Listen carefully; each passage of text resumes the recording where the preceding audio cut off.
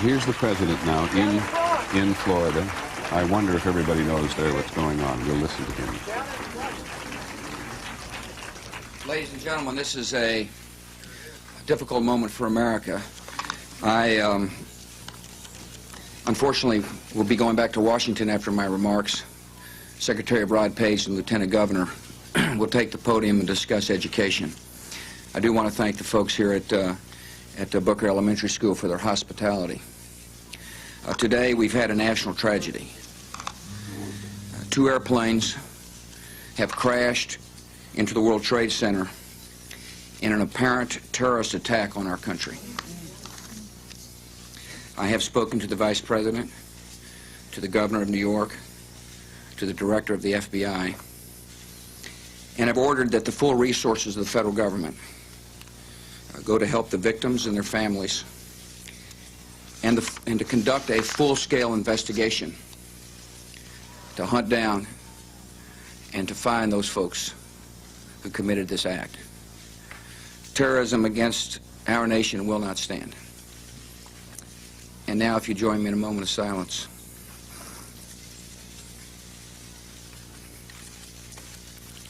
May God bless the victims, their families, and America. Thank you very much.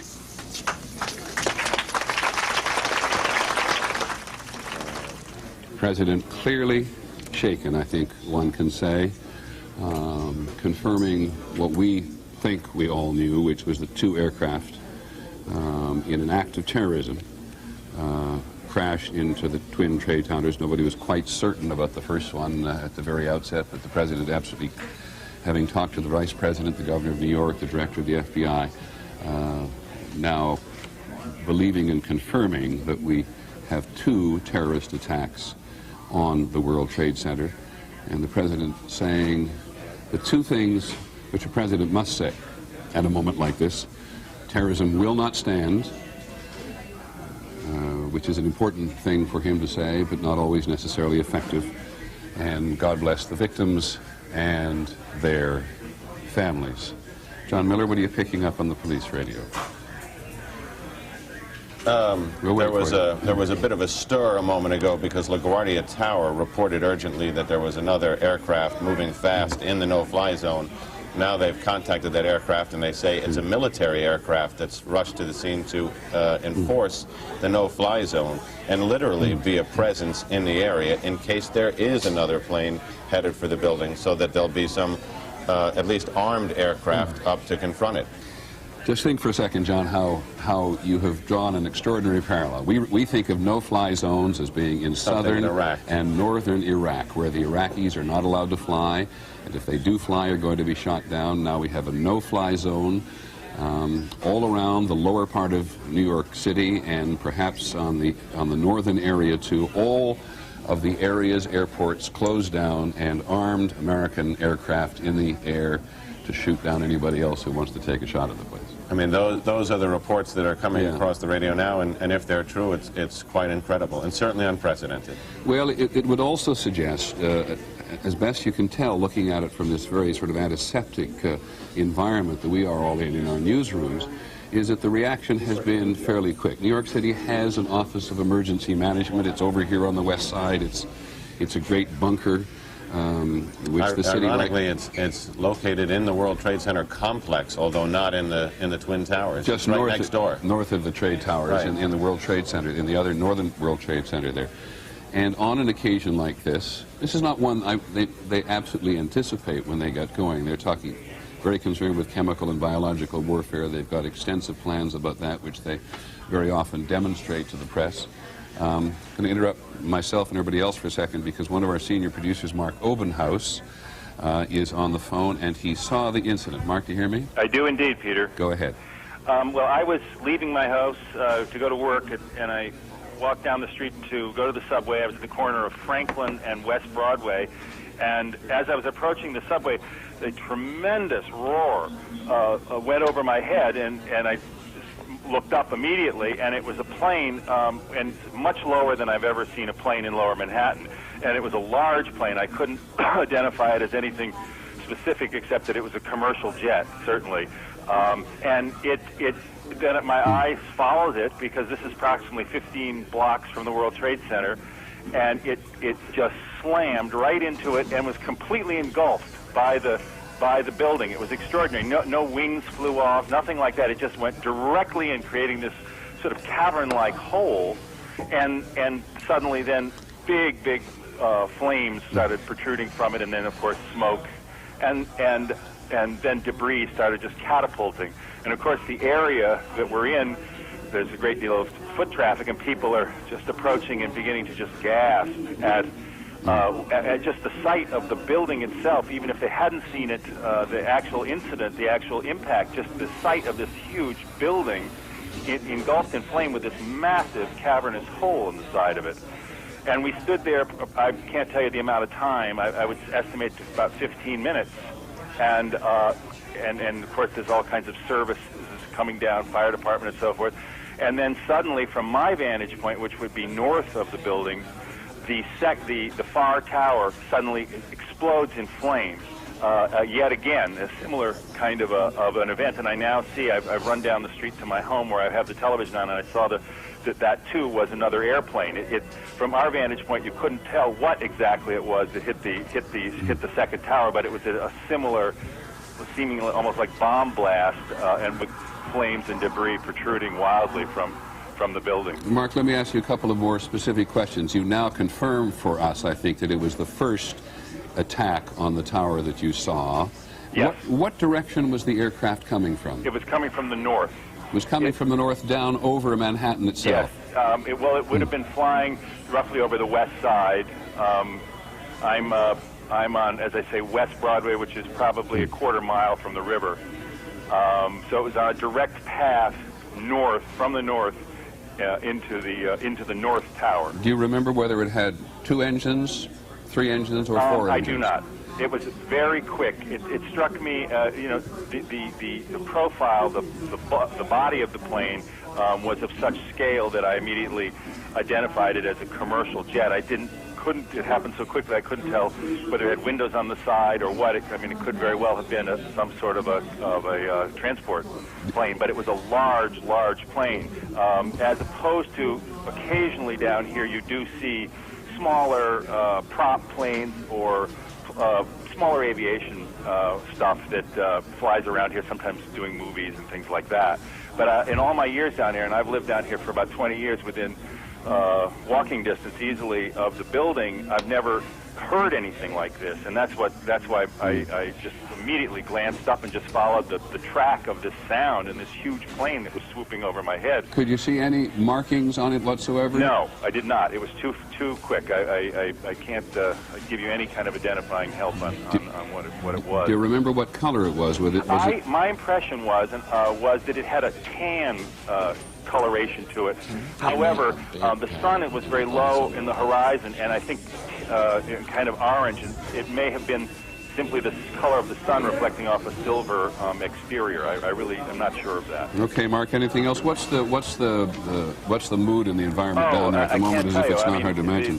And everyone who glimpses it close up, it's quite different seeing it from the ground than on these television pictures that I'm now looking at, because it's close to you and you see what the impact must have been like, and you see the kind of devastation that has incurred by the buildings, and it's just it's frightening is perhaps even too mild a word. Okay. It's absolutely just a horrible sight. It reminds you of the worst kind of effects in movies that, you're reassured watching a movie that it's an effect, but this is not. Well, Mark, you and I were supposed to have a meeting not long from now. We'd prefer you to go and work the story if you would, and call us back as soon as you can. I will indeed. Many thanks. Mark Obenhaus, one of our senior producers on the phone, who saw the incident, describes it as a large plane, not sure what the color was, not sure the number of engines it had, which in his mind, he's a very experienced reporter, reflects the speed and surprise with which this aircraft, this is the first one we're talking about now, just before 9 o'clock, approached the World Trade Towers from the north, causing the first huge gap in the building. And Mark describes the plane being engulfed in some respects by the building. Didn't see wings fall off, saw it go absolutely, totally, almost as he described it, into the building itself. And we now have had, one of the enormous difficulties about terrorism, everybody knows, is that you almost immediately get a claim of responsibility, and you may get several, and people's suspicions get ramped up given the obvious nature of people who they think are or know are involved in terrorism around the world. There has been a claim of responsibility, according to the Reuters news agency, made to Abu Dhabi television in the Persian Gulf from something called the Palestinian DFLP. The Palestinian DFLP is something called the Democratic Front for the Liberation of Palestine.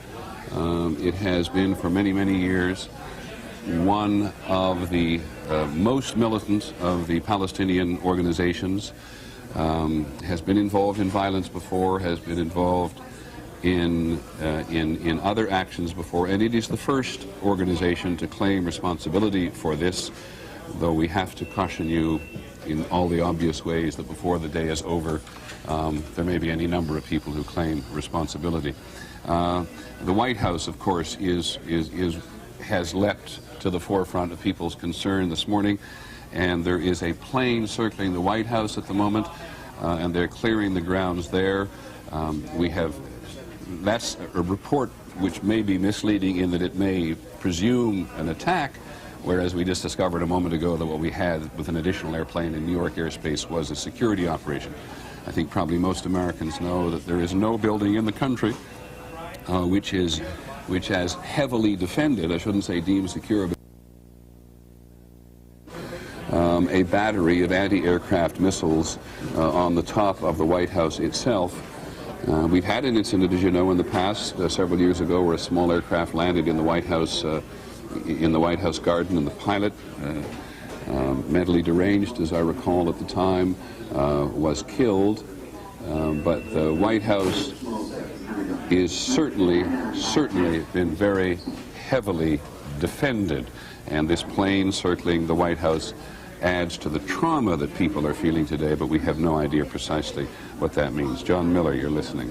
The scene is still in some degree of chaos, but the police have set up a major mobilization point just outside the building, and they've set up a tactical mobilization point. The major mobilization point is for the responding units involved in the rescue. The tactical one is actually an armed mobilization point for security outside the World Trade Center now. Thanks very much. Let's go to the White House. Claire Shipman is on the phone. Claire, what's that we're looking at? Well, that's what we're trying to figure out right now. All we know is it's a gigantic plume of smoke coming from behind the old executive office building, and we're told that the White House itself, the West Wing, at the very least is being evacuated, that our personnel from there are being asked to leave.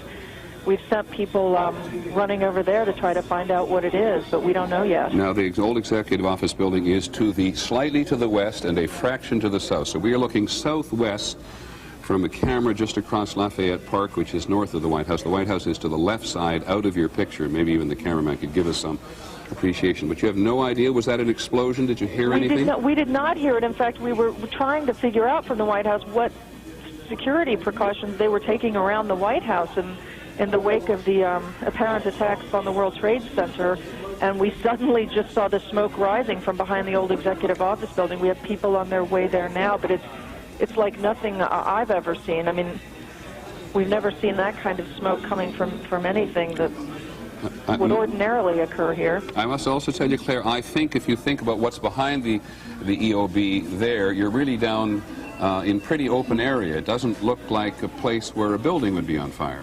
No, that's right, although there are a number of buildings just behind the old executive office building on G Street that could potentially be on fire, but nothing you would necessarily think of as a target. Apparently, we're also... Claire, let me interrupt you for a second. We now have fire confirmed at the Pentagon. John McCarthy at the Pentagon can hear me. John, please get in touch immediately if you can and brief us in there. John McCarthy has actually been evacuated from the Pentagon, and parts of the Pentagon are indeed being evacuated. We want to hold our breath here, it just seems to me, for a second, and not get into a mode that the country is under attack. But we now have 2 attacks on the Twin Trade Tower Center. U.S. buildings, city buildings completely evacuated in New York City. We have this mysterious black smoke at the southwest corner of the White House, which is to say there's something going on behind the old executive office building. We now have a report that fire has been confirmed at the Pentagon. ABC's John McWethy, our Pentagon correspondent, who's been plugging in as quickly to the intelligence and counterintelligence units there this morning, has been temporarily evacuated. But that is as much as we know for sure at the moment. John Miller, go back to what you're hearing on your nets. Actually, it's interesting. In New York City, they're reporting on what we're seeing here also, essentially trying to tell everybody that heightened security is important now. John, I apologize. There's a lot of noise here. What are we listening to there? Say again. Say again, please. Come here, John. Reporting that bomb squads are checking out Air Force One. Good. Try to correct. So we have bomb squads. I think you're going to see a lot of this, and I think we were talking about this a few minutes ago. In fact, when I was telling you that in New York they were evacuating the municipal building, the United Nations, Gracie Mansion, which is the mayor's residence, all potential targets, I suggested to you that shortly in Washington you'll probably be seeing the same kind of reaction at sensitive symbolic locations. And apparently that's become more than a concern, but perhaps a reality. Okay, we do know, or at least the Associated Press is now reporting, that an aircraft crashed near the Pentagon, and the West Wing of the White House, as Claire Shipman told us, was evacuated amid these threats of terrorism. I guess what's, first of all, let me go to another eyewitness. ABC's Bill Blakemore, one of our senior reporters, has been an eyewitness to the New York incident. Bill, you on the phone? Yes, I am, Peter. Go ahead. I'm down at 12th Street. It looks like we're more than a mile north of this very surrealistic site, and business has completely come to a stop here. Looks like throughout lower Manhattan, people standing in the streets, cell phones aren't working. A few of these phone booths, such as I'm talking to you from now, are working. One man, just shaking his head, said to me a few moments ago, I was supposed to be at a meeting in the building at 10:30 this morning, and then I saw the second plane hit the tower in this flash of light. There's a complete cessation of regular life. There's one delivery man standing here looking like he doesn't know where to go with this stack of beer crates. So all of lower Manhattan is just standing in the streets on this sunny morning looking at this unrealistic sight in front of us, this gray smoke coming out of the trade centers. Okay, Bill, talk to as many people as you can. Call us back when you can. Let's return to Washington visually at the moment. Just take a look at that picture. That smoke behind the executive office building, which is right next to the White House, we now believe is from a fire in the courtyard of the Pentagon, or at least where an aircraft appears to have crashed in the general vicinity of the Pentagon. And now the Pentagon is southwest from the White House across the Potomac River, and what we think we may be seeing there, emphasis on think, is smoke in the distance rather than immediately behind the Pentagon. Precautions being taken everywhere. The U.S. Capitol is now being evacuated as a precautionary measure. The U.S. Treasury, according to at least one eyewitness, is being evacuated as a precautionary measure. And there was an explosion outside the Pentagon, and that's an issue of eyewitnesses from both inside and from outside, but we're not quite sure what we're looking at. And we are looking now at Air Force One. We've just been told by ABC's Ann Compton that there's been a serious investigation now, or serious check of Air Force One before the president, who's been in Florida, gets on it and flies back to Washington. All of this, of course, adds to the tension, adds to the fear, but all of it makes absolute common sense. And there is no aircraft in the world, to the best of my knowledge, which is given as intense security as Air Force One, which is what any aircraft the president flies on is designated, of course. Wherever it is in the world. And today it's been at Sarasota in Florida.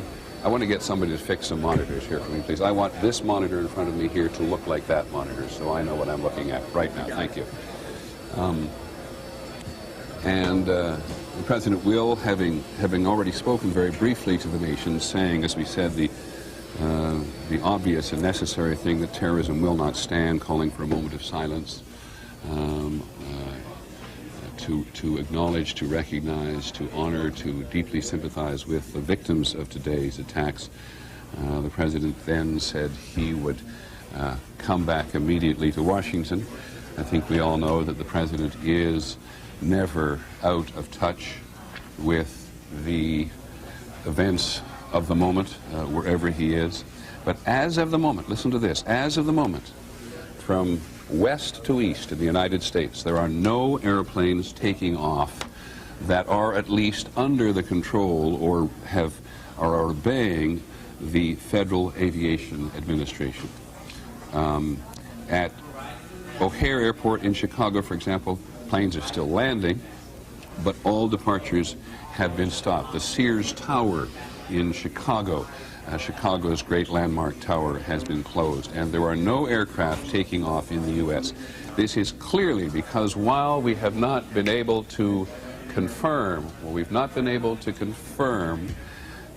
precisely what happened, there is for the Pentagon, that is the courtyard of the Pentagon. The Pentagon is indeed exactly what it's described, just on the other side of the Potomac River from the Capitol, and there you see fires burning in the courtyard of the Pentagon, confirming what we'd been told almost immediately by eyewitnesses. We've also been told it was a plane crash, so our belief at the moment is that an aircraft has crashed into either the courtyard itself or into that particular side of the building. Parts of the Pentagon have been confirmed. You can hear it, just listen.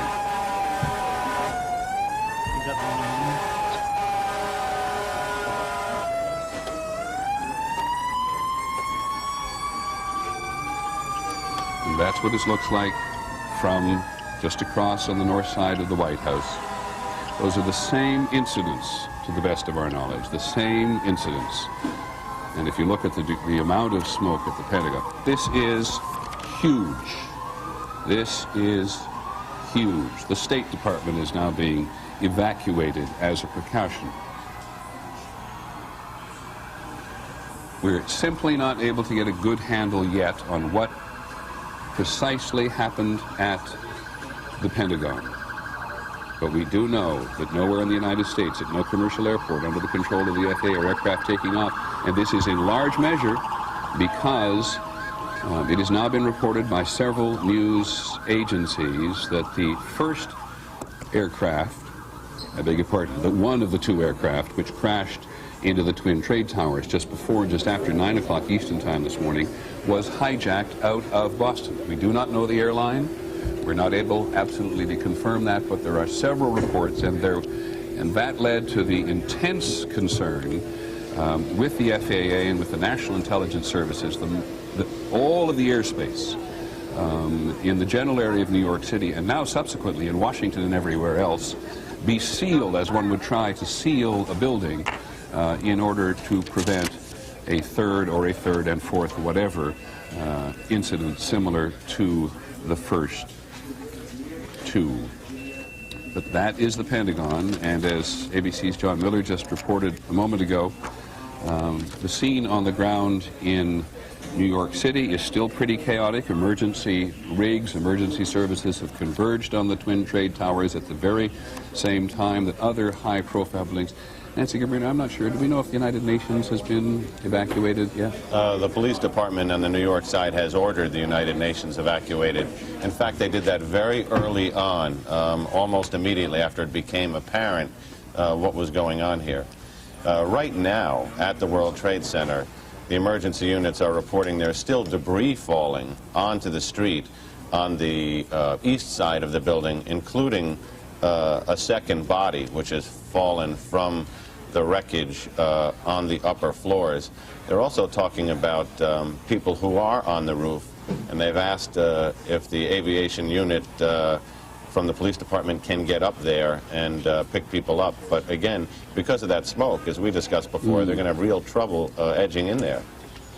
As we look at the Pentagon, again, we have to say that sometimes the camera and the eye don't see precisely what is happening. We have now had eyewitness reports from our sources in Washington say they did see a plane crash in the vicinity of the Pentagon. We're looking at it from the western, from the Washington end, which would be to the east of the Pentagon, slightly to the northeast of the Pentagon itself. And it looks very much as if there is fire in the courtyard itself in that central quad.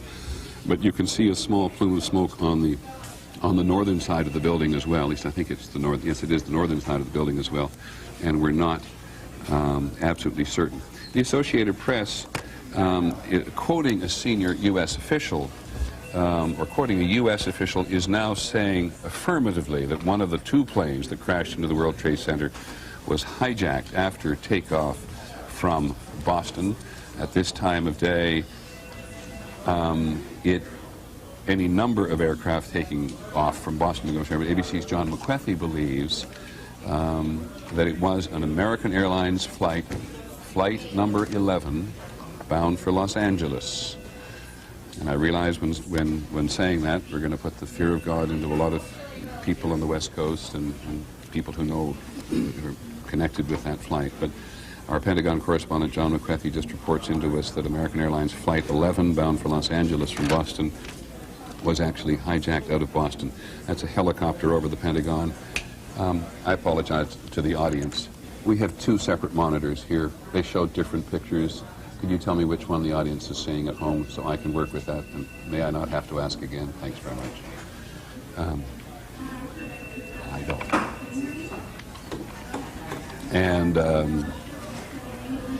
And so we now have the first incident at the Trade Center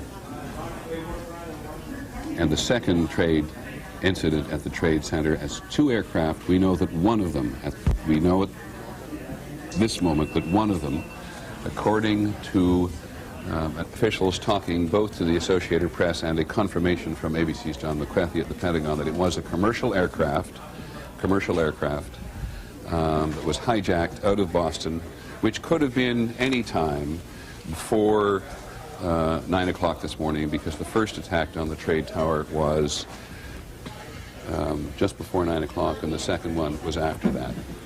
And John Miller, you're listening.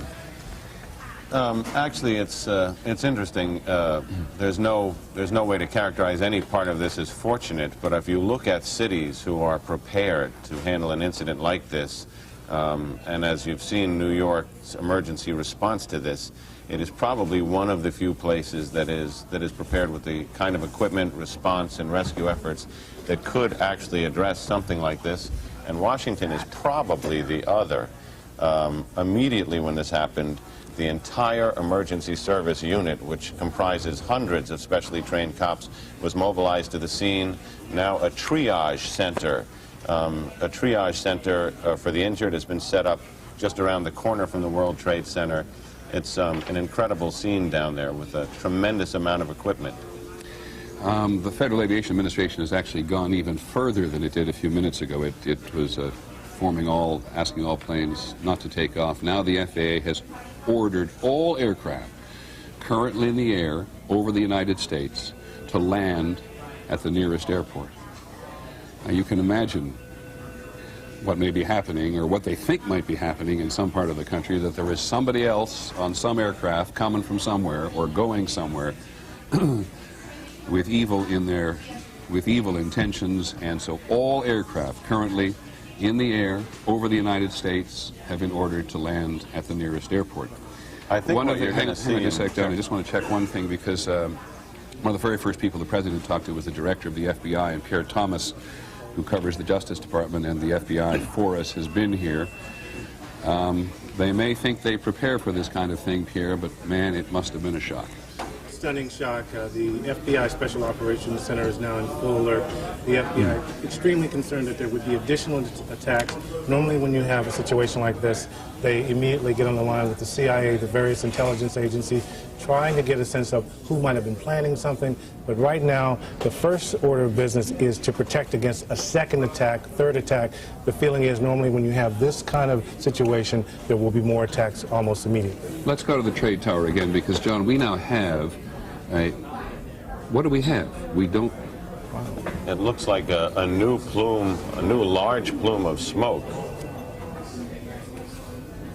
Now, it may be that something fell off the building It may be that something has fallen. We don't know, to be perfectly honest. But that is what you're looking at, is the current.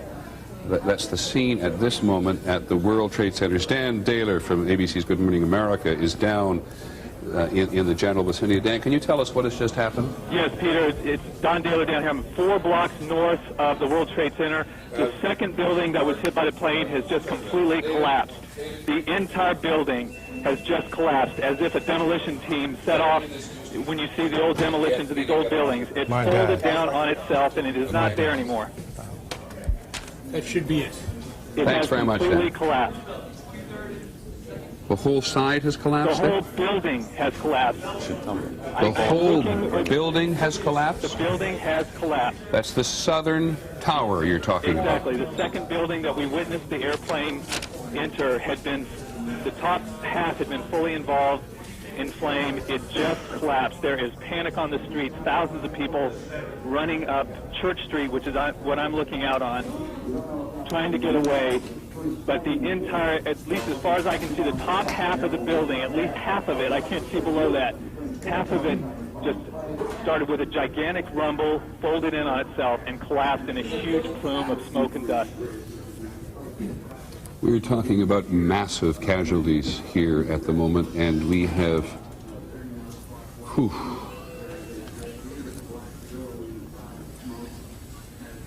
that is extraordinary. There is panic on the streets. There are people screaming and running from the site.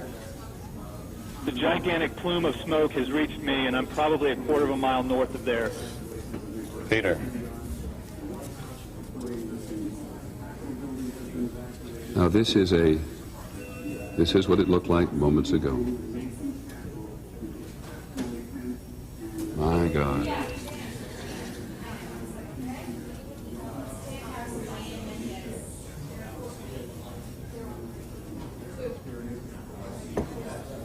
The southern tower, 10 o'clock Eastern time this morning, just collapsing on itself. This is a place where thousands of people work. We have no idea what caused this. If you wish to bring anybody who's ever watched a building being demolished on purpose knows that if you're going to do this, you have to get at the under infrastructure of a building and bring it down. Peter? Yes, Dan. What appeared to happen from my vantage point, the top part of the building was totally involved in fire, and there appeared to be no effort possible to put that fire out. It looked like the top part of the building was so weakened by the fire that the weight of it collapsed the rest of the building. That's what appeared to happen. I did not see anything happening at the base of the building. It all appeared to start at the top and then just collapse the rest of the building by the sheer weight of the top. There was no explosion or anything at the base part of it, but I did see that the top part of it started to collapse. The walls started to bulge out, bricks, glass things coming out, and then it collapsed in on itself, and it appeared to just fold down from there, from the very top. Thanks, Don, very much.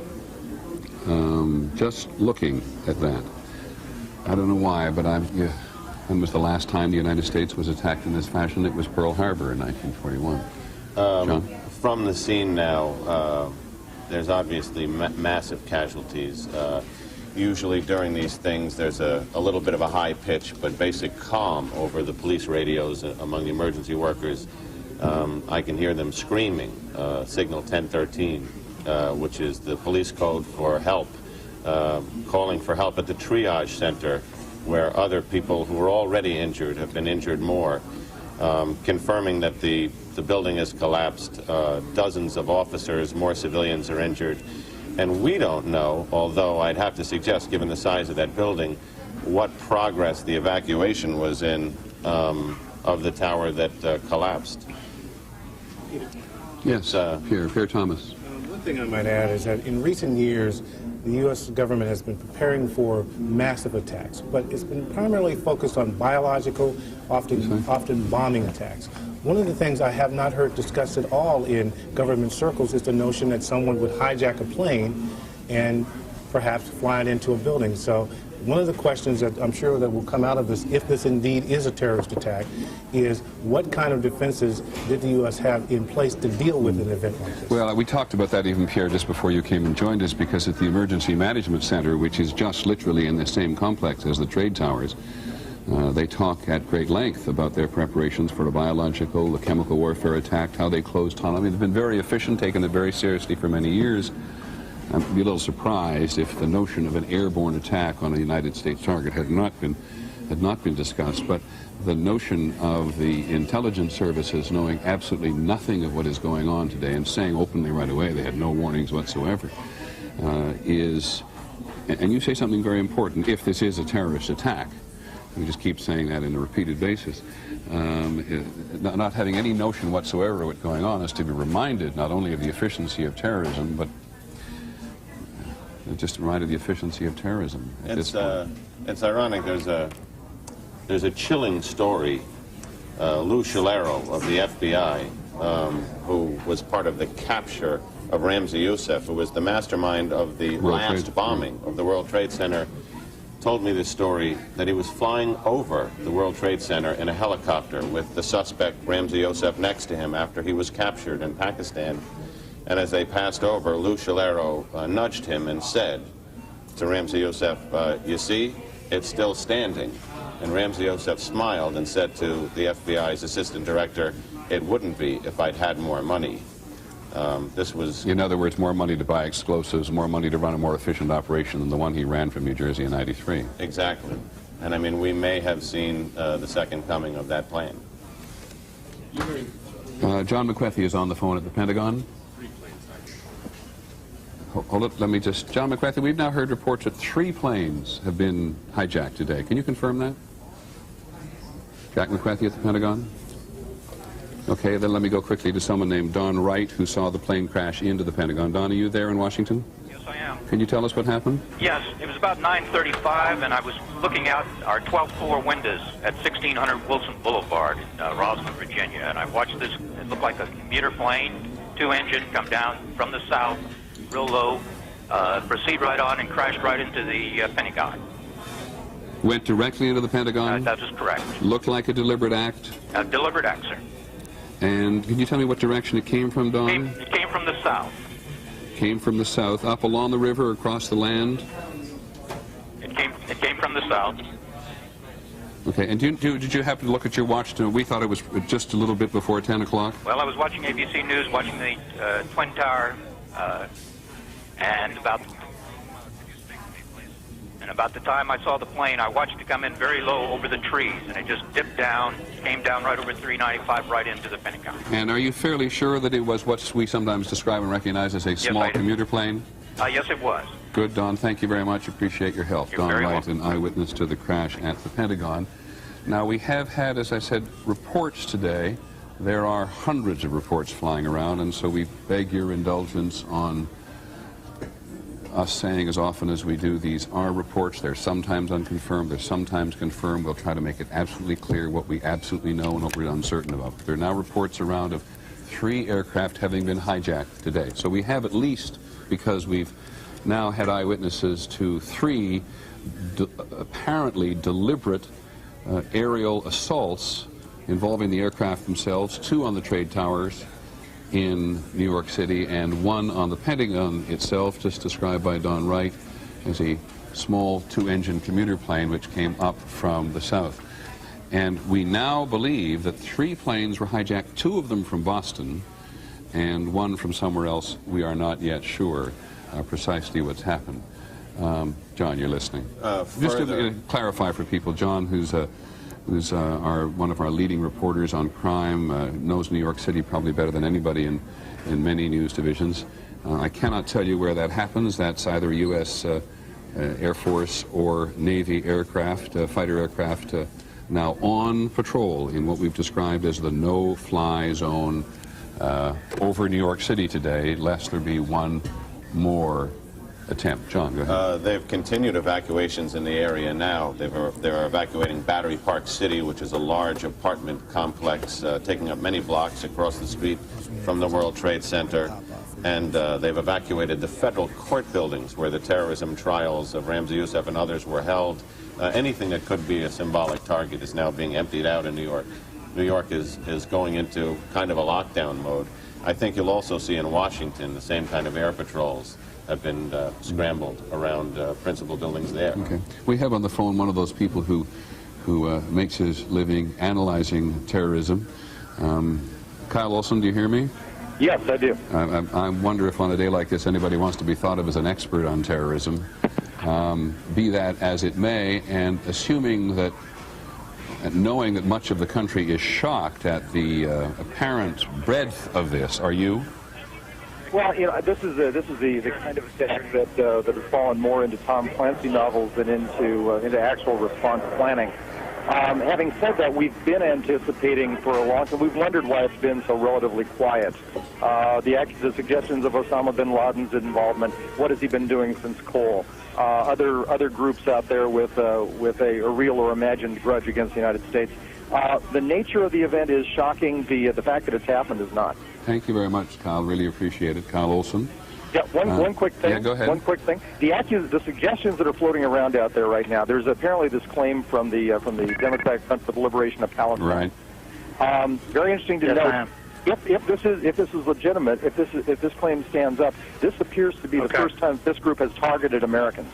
This group has primarily steered away from the more extreme end of the violence scale. They focused less on suicide bombings, more on gun attacks and that sort of thing in the territories against Israelis. Well, if this holds up, this is a very different tactic. Well, if it is true, and of course the Democratic Front for the Liberation of Palestine was very much involved in attacking aircraft in the 1970s, which carried Americans. So certainly let's accept your notion that it's a recent attack on Americans. Thank you, Kyle, very much. You bet.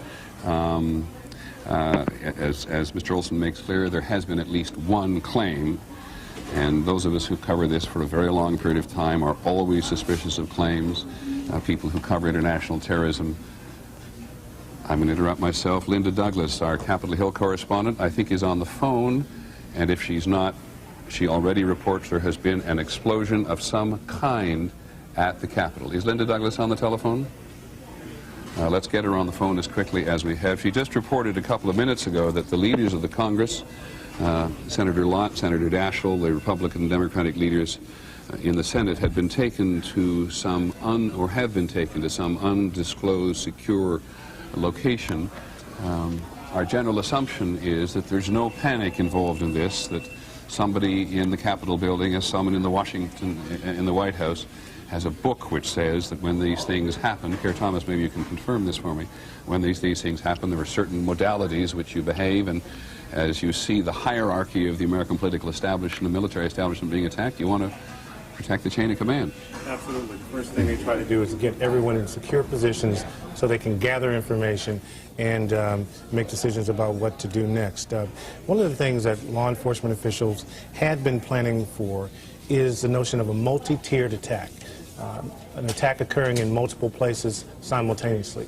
Because one of the things they've talked about is that terrorists want to project more fear, as much fear as possible, and one of the ways you can do it is to have this notion that attacks are happening on multiple fronts. Yeah, well, and we've never seen anything like this before in the United States, of course, and in fact, not seen anything like this in my recollection. I've been doing this for 30-some-odd years.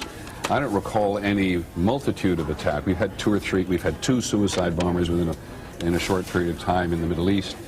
We had the 2 embassies in Africa, in Kenya and in Tanzania, the attack 2 summers ago in the United States. But the notion that the terrorists, either an organization or organizations, plural, should be able to mount a concerted effort against the United States in this way, causing in this instance so many casualties, in the instance of the trade tower certainly so many casualties, is going to astound people in the political and military and intelligence establishment. Absolutely. The notion that you could have multiple attacks like this, they had been planning for it, they had not seen it. This is an extraordinary escalation, one that they were predicting would happen, but no one would think that would happen this quickly. Okay. John Miller? I think... let me just interrupt. I sure. apologize again. We're now looking at a helicopter over the Pentagon. That makes perfect sense this morning. But given the fact that we're all sensitive to the presence of any aircraft, That was a helicopter that just flew across the screen. That is, and as we had at least one eyewitness say this was an attack on the Pentagon from the south. He described it quite confidently as resembling a commuter aircraft, which is to say smaller than a small private aircraft and not as large as a commercial jet. It may have been a prop jet. It may have been a jet, but it's a smaller version of the jets which so many people in so many middle-sized American cities are now accustomed to seeing. In terms of the realm of terrorism, this is going to be a real first test, literally by fire, for the Bush administration. You recall, after the embassy bombings in East Africa, the Clinton administration waited about 10 days and launched a missile attack against the camps of Osama bin Laden, who they felt confident at that time they could say was responsible for it, and who's since been charged in it. In this case, I think this ratchets up. Excuse me. This is the Pentagon we're looking at now, according to my monitor. And again, it is hard to grasp what part of the building. We do not know if they're in the courtyard or outside, but you can see that a fairly considerable amount of damage has been done. We do not know whether these are offices or storage areas. The Pentagon is full of many thousands of people every day. The Secretary of Defense, Donald Rumsfeld, has been saying only yesterday and today that he wants to reduce the bloatedness, as he put it, as he alluded to it in the military and the bureaucracy. But this is the great home of the military bureaucratic establishment. John, before I come back to you, Dennis Cross is on the phone. Dennis, do you hear me? Dennis Cross, do you hear me? Yes, I can, Peter. Dennis, I understand that you were in the World Trade Center when either this or these attacks occurred. Am I correct? That's correct. It was, I guess it was slightly before 9 o'clock, and I work on the 36th floor in One World Trade Center. I work in the insurance industry. Probably hundreds of people in my industry in both of these two buildings. And what happened? As I was... Hey, Dennis, just let me stop for a second. Somebody is trying another telephone on this line. Could they please not do that while we listen to Mr. Cross? Thanks. Go ahead, Mr. Cross. Go ahead, Dennis. Essentially, I was, sort of at my desk working, general office activity, and felt an enormous... I almost felt like an earthquake. Like I could literally feel and see things in the office moving and the floor moving.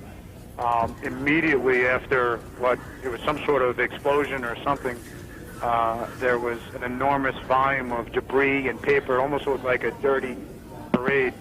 All of this material just falling down. I was looking out the south side of One World Trade, and everybody in the office was kind of screaming, kind of gathering in the middle, and I went to the window, and I immediately saw one woman who appeared to be motionless, laying on the roof of a lower building next to me. At that point, everybody started to gather their things. They were trying to evacuate people down the stairwell. Did the electricity go out in the building? The lights flickered a couple of times, and then it was weird. It was kind of like there was one sort of rush, and then shortly after that there was another one. I don't know if it was maybe the other tower or if there were elevators in the inside. Sort of just dropping to the floor. Are you aware that one of the Twin Trade Towers has now collapsed on itself? Yeah, I'm about probably 5 blocks from there on the corner of Greenwich and Warren. And as we looked at it on the screen here, Dennis, we could see the smoke from this collapse just sweep, billow forward through the lower blocks of Manhattan. Did you have a sense of that? Completely. I was at that point. I'm a little bit northwest, certainly north, maybe to the west side of Tower 1, and I was trying to get to Broadway. My wife works on the other side of downtown here. I'm still trying to get there, but the smoke, I couldn't see. It was a wall of smoke, and if you were in it, you couldn't see. If you were out of it, you could just see the wall of smoke. It was how never difficult? seen anything. I'm sorry for interrupting. How difficult was the evacuation? I'm sorry, say that again, Peter? How difficult was it to evacuate the building from, at least from the 30? There were 110 stories in the building. I would say that it wasn't extremely difficult. It was just slow going down a somewhat narrow stairwell. If there was any sort of people who weren't able to move quickly, then it literally slowed down or stopped everybody. I was on 36, so it wasn't too terrible. When I got down to the 15th or 12th floor or so, There was water coming in from the doors, kind of at our feet level. And then it just was a waterfall down continually down all of the stairs, probably, in some cases 3-4 inches deep. At that, sirens and alarms were going off, and then people started to get a little frantic there. Dennis, thank you very much. Okay, I really appreciate you calling in. You're very Dennis welcome. Krause, who works did work on the 36th floor of the World Trade Center in this particular tower, which is still standing. There's only one of the trade towers now standing, the other having collapsed on itself not long ago. All of the federal office buildings in Washington have now been evacuated. All federal buildings in Washington have now been evacuated. All aircraft in the skies over the United States have been ordered to land at the nearest airport. All aircraft on the ground intending to go anywhere have been ordered not to take off. Because the country, this is the Pentagon, because we've just seen a moment ago that at least one portion of one side or building at the Pentagon itself has actually collapsed. And as we warned you, the whole business of responsibility, claiming of and naming responsibility would be complicated. And now we've, from the Middle East, a senior official from the Democratic Front for the Liberation of Palestine has denied any involvement, any connection to a double plane crash on the World Trade Center. It was, in fact, earlier on an anonymous caller who had called Abu Dhabi television to say that the DFLP was responsible. So for today, we'll put aside as best we can trying to understand who did it, just knowing somebody who did it. Now, one of the planes that crashed into the World Trade Center was as we said some while ago, American Airlines Flight 11 from Boston to Los Angeles. That has now been confirmed by the airline itself, or at least by their spokesperson, Lori Bassani. It was a Boeing 767. It would, under normal circumstances, if it were full, carry about 160 passengers, including 2 pilots, 9 or 10 crew, but we have no idea yet whether or not the plane was heavily loaded or not. Peter, big concern now from the scene that the Northwest Tower, the one remaining standing, is leaning and buckling in the northwest corner. They're moving back the mobilization areas, and they're cordoning off the area in a much wider zone now, because obviously they are now concerned about the possibility of a second collapse. I'm still desperately confused, John, about what may have caused the building to collapse. As you watch the videotape, it appeared to buckle from the middle, from the point of impact and collapse, which, with no background in architecture, I don't know about the structural vulnerability, but as you see, debris starts to fall away. Then it cracks, and then it just goes straight down. And now they say that the other tower is leaning. If you look at some of the pictures, it appears to be on a slight angle to the right. Yeah, they say the fire is also spreading downward now through the tower. And I think there's a real decision to make there. I have not been able to hear whether they're keeping people in there to fight that fire, or they're just leaving it empty to let the fire burn itself out, because they're going to have a real problem with people in there if it's in jeopardy.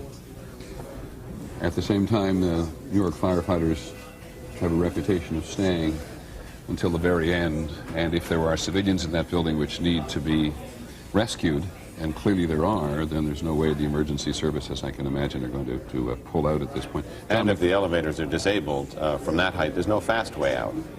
Precisely. 110 stories down, and this appears to have occurred. This occurred about 2/3 of the way up.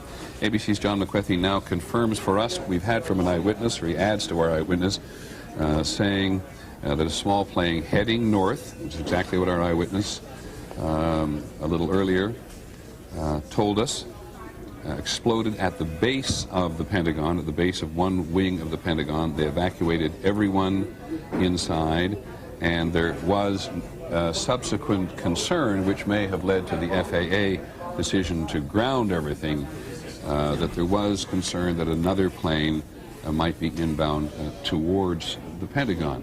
And by grounding everything, of course, by ordering everything to be grounded on all radio channels to all aircraft that are flying in the area, It puts the military, Pierre Thomas confirmed for me, it puts the military in a position to take aggressive action, as the White House did when other aircraft have come close in the past. Absolutely, absolutely. What it allows them to do is to get a better sense of incoming. If you're ordering everything down, you're essentially clearing the sky so the Pentagon can see what's coming in. Another question that they have to look at here is whether any of these planes might have been laced with explosives to cause the additional collateral damage once the impact occurred. Yeah, these in every instance, well, I shouldn't say in every instance, certainly in the instance of the Pentagon, it looks more than a single aircraft just exploding on the ground. But again, we don't know precisely the size of the aircraft. We won't speculate on that. But Lisa Stark, who covers aviation for us, confirms that it was American Flight 11 to Los Angeles. There were 90 passengers and crew on board. And there was a second plane. Help me understand this now. So we believe that the two aircraft have flown into the trade towers. Both belonged to American Airlines. And they had both been hijacked. And there were 90 passengers and crew on the first plane and 60 passengers and crew on the second plane. That is if there's any doubt about that, someone please contradict me, but that is the report I am getting from our people who cover the Federal Aviation Administration and air travel in general, that there were two aircraft hijacked for this attack on the twin trade towers, now the single trade tower in New York City. And on the first, there were both flights to the West Coast from Boston, and the first one had 90 people and a crew on board, and the second had 60 passengers and crew on board. I beg your pardon. The second plane was not hijacked from Boston, but from Dulles Airport, we're being told, which of course is outside Washington, and we do not know if that was the... I'm going to make this absolutely clear because this reporting gets muggy. We've now reports of two planes from American Airlines, one from Boston, Flight 11 to Los Angeles, which we believe is one of the aircraft that went to the trade towers. We have a second plane, American Airlines Dulles to Los Angeles, with 60 passengers and crew, and that is certainly bigger than a small commuter aircraft, so it may also have been involved in the near. We'll do our best to hand that down as well. Senior law enforcement officials in Washington now tell us that a car bomb has exploded outside the State Department. That's it's a report now from the Associated Press, about to confirm it with our own people at the State Department, though everybody in Washington has been evacuated from their buildings. But a car bomb has now exploded outside the State Department. And John Miller, I see you writing quite frantically on something else. It's at the scene now at the World Trade Center. Because of the concerns of the structural stability of the remaining tower, a temporary headquarters mobilization point triage center was set up at Stuyvesant High School, which is about 2.5 blocks up and slightly across the street. Now the concern is that if the building falls, if the second building falls, that it will be falling in that direction. So they are now evacuating their own command post and triage center, and they have to find an even further zone to move that to. Something that is striking about this today is that this is indicative of, with a car bomb at the State Department, a plane crash into the Pentagon, two planes designated to crash into each tower of the World Trade Center, bringing one down. It connotes the level of planning and sophistication and extreme logistical ability that probably makes this singularly the largest, most well-coordinated act of terrorism, not just in U.S. history, but probably in modern times. In modern times. Yeah, unprecedented. It's going to be. And every time you say that, I'm going to go immediately to Washington now, but every time you say that, I keep thinking of how we are told time and time and time again by the Pentagon and by the State Department that they know something's going on in the world today. They seem to have the problem at the North Tower, Peter. Let's look at the North Tower quickly. Seems to be coming down. Oh my God. The second tower.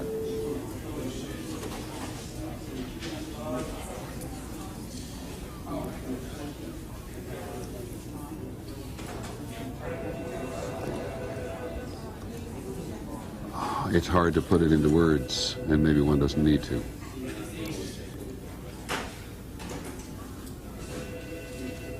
Both trade towers, where thousands of people work, on this day, Tuesday, have now been attacked and destroyed, with thousands of people either in them or in the immediate area adjacent to them. There is simply no way to accurately describe the emotion this evokes in people all over the world, friends of the United States and enemies of the United States as well.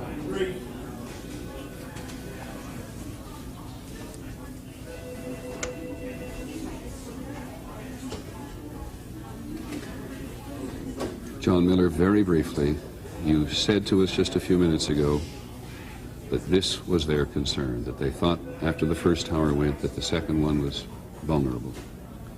There was constant intelligence that terrorist organizations, and specifically that financed by Osama bin Laden, was trying to mount another series of attacks against the United States. Of course, they thought of the symbolic targets. The most symbolic was the World Trade Center because it had been attacked yet not brought down. And it seems that those concerns that even caused the World Trade Center to hire a senior FBI counterterrorism official just weeks ago to try and beef up security have come home to roost. It's also interesting to say that there is no type of security which would have prevented against this today. Well, much lower than I've ever seen a plane in Lower Manhattan, and it was a large plane. I couldn't identify it as anything specific except that it was a commercial jet, certainly. And then my eyes followed it because this is approximately 15 blocks from the World Trade Center, and it just slammed right into it and was completely engulfed by the building. It was extraordinary. No wings flew off, nothing like that. It just went directly in, creating this sort of cavern-like hole, and suddenly then big flames started protruding from it, and then of course smoke, and then debris started just catapulting. And of course the area that we're in, there's a great deal of foot traffic, and people are just approaching and beginning to just gasp at just the sight of the building itself. Even if they hadn't seen it, the actual incident, the actual impact, just the sight of this huge building engulfed in flame with this massive cavernous hole in the side of it. And we stood there, I can't tell you the amount of time, I would estimate about 15 minutes. And of course there's all kinds of services coming down, fire department and so forth. And then suddenly from my vantage point, which would be north of the building, the far tower suddenly explodes in flames. Yet again, a similar kind of an event. And I now see, I've run down the street to my home where I have the television on, and I saw that too was another airplane. From our vantage point, you couldn't tell what exactly it was that hit these. One can say, confirming what we think we all knew, which was that two aircraft in an act of terrorism crashed into the twin trade towers. Nobody was quite certain about the first one at the very outset, but the president absolutely, having talked to the vice president, the governor of New York, the director of the FBI, now believing and confirming that we have two terrorist attacks on the World Trade Center, and the president saying the two things which a president must say at a moment like this: terrorism will not stand, which is an important thing for him to say, but not always necessarily effective, and God bless the victims and their families. John Miller, what are you picking up on the police radio? There was a bit of a stir a moment ago because LaGuardia Tower reported urgently that there was another aircraft moving fast in the no-fly zone. Now they've contacted that aircraft, and they say it's a military aircraft that's rushed to the scene to enforce the no-fly zone and literally be a presence in the area in case there is another plane headed for the building, so that there'll be some at least armed aircraft up to confront it. Just think for a second, John, how you have drawn an extraordinary parallel. We think of no-fly zones as being in southern and northern Iraq, where the Iraqis are not allowed to fly, and if they do fly, are going to be shot down. Now we have a no-fly zone. Here's the president now in Florida. I wonder if everybody knows there what's going on. We'll listen to him. Ladies and gentlemen, this is a difficult moment for America. I unfortunately will be going back to Washington after my remarks. Secretary Rod Page and Lieutenant Governor will take the podium and discuss education. I do want to thank the folks here at Booker Elementary School for their hospitality. Today we've had a national tragedy. Two airplanes have crashed into the World Trade Center in an apparent terrorist attack on our country. I have spoken to the Vice President, to the Governor of New York, to the Director of the FBI, and have ordered that the full resources of the federal government go to help the victims and their families, and to conduct a full-scale investigation to hunt down and to find those folks who committed this act. Terrorism against our nation will not stand. And now, if you join me in a moment of silence.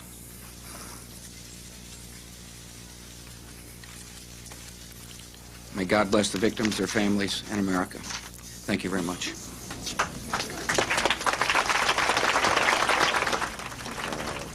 President clearly shaken, I think, all around the lower part of New York City and perhaps on the northern area too. All of the areas, airports closed down and armed American aircraft in the air to shoot down anybody else who wants to take a shot at the place. I mean, those are the reports that are coming across the radio now, and if they're true, it's quite incredible and certainly unprecedented. Well, it would also suggest, as best you can tell, looking at it from this very sort of antiseptic environment that we are all in our newsrooms, is that the reaction has been fairly quick. New York City has an Office of Emergency Management. It's over here on the west side. It's a great bunker, which the city... Ironically, it's located in the World Trade Center complex, although not in the Twin Towers. Just right next door. North of the Trade Towers, right. in the World Trade Center, in the other northern World Trade Center there. And on an occasion like this is not one they absolutely anticipate when they got going. They're talking very concerned with chemical and biological warfare. They've got extensive plans about that, which they very often demonstrate to the press. I'm going to interrupt myself and everybody else for a second because one of our senior producers, Mark Obenhaus, is on the phone, and he saw the incident. Mark, do you hear me? I do indeed, Peter. Go ahead. Well, I was leaving my house to go to work, and I walked down the street to go to the subway. I was at the corner of Franklin and West Broadway, and as I was approaching the subway, a tremendous roar went over my head, and I looked up immediately, and it was a plane and hit the second tower, but it was a similar, seemingly almost like bomb blast, and with flames and debris protruding wildly from the building. Mark, let me ask you a couple of more specific questions. You now confirmed for us, I think, that it was the first attack on the tower that you saw. Yes. What direction was the aircraft coming from? It was coming from the north. It was coming from the north down over Manhattan itself? Yes. It would have been flying roughly over the west side. I'm on, as I say, West Broadway, which is probably a quarter mile from the river. So it was on a direct path north, from the north, into the North Tower. Do you remember whether it had 2 engines, 3 engines, or 4 engines? I do not. It was very quick. It struck me, the profile, the body of the plane was of such scale that I immediately identified it as a commercial jet. It happened so quickly I couldn't tell whether it had windows on the side or what. It could very well have been some sort of a transport plane, but it was a large plane. As opposed to occasionally down here, you do see smaller prop planes or smaller aviation stuff that flies around here, sometimes doing movies and things like that. But in all my years down here, and I've lived down here for about 20 years within walking distance easily of the building, I've never heard anything like this, and that's why I just immediately glanced up and just followed the track of this sound.